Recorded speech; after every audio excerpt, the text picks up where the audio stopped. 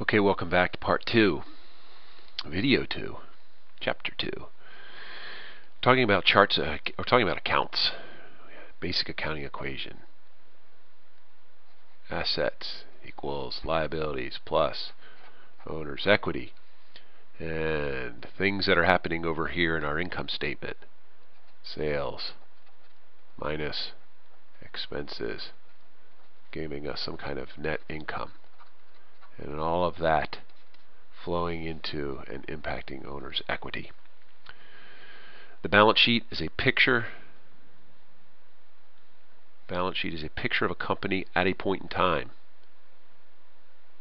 The income statement or profit and loss is the results of operating the business over a period of time. Balance sheet is a point in time snapshot. This is the income statement, or the P&L, is showing us what happened over a period of time, over the last 12 months, over the last 1 month, over the last 3 months. And the impact of that then comes over and impacts our balance sheet. For each one of these classifications, assets, liabilities, plus owner's equity, there's a whole series of accounts. Cash, under assets, cash, accounts receivable, things like that. Liabilities, accounts payable, notes payable, bonds payable. Owner's equity, capital accounts, withdrawal accounts. And a chart of accounts then, if you say, somebody say, what is a chart of accounts? Chart of accounts is just a listing of all accounts, assets, liabilities, equity accounts, sales accounts, revenue accounts. It's a listing of all accounts with their account numbers.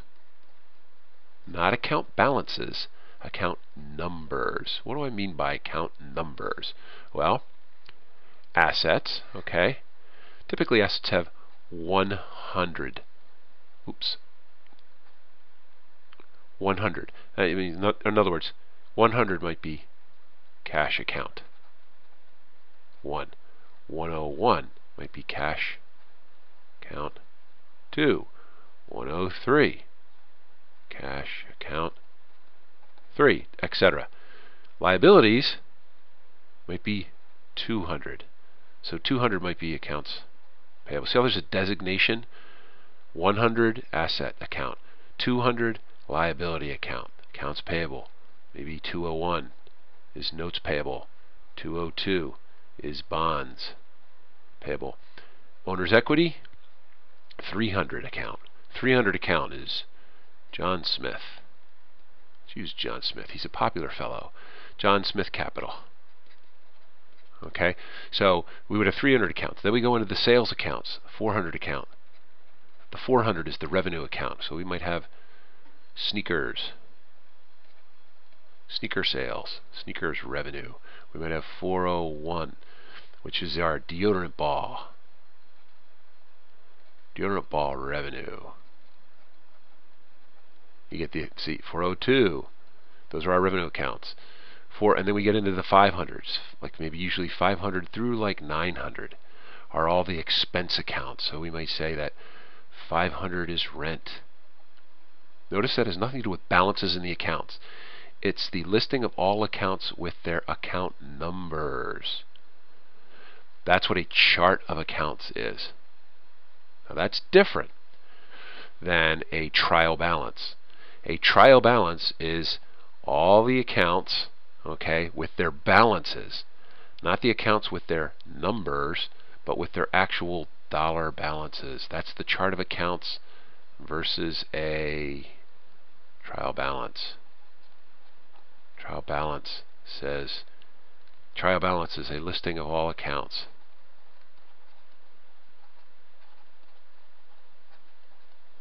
With their balances. With their balances, not just their numbers.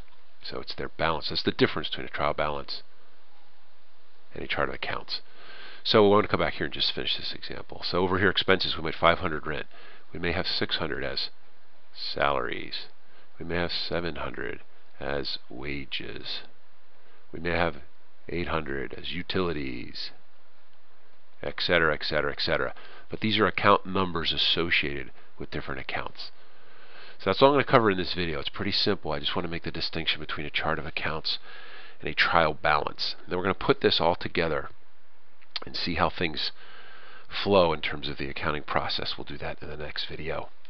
The question is this: how do we interpret, record, and report? What's that process look like of identifying a transaction, okay, recording a transaction, then reporting things?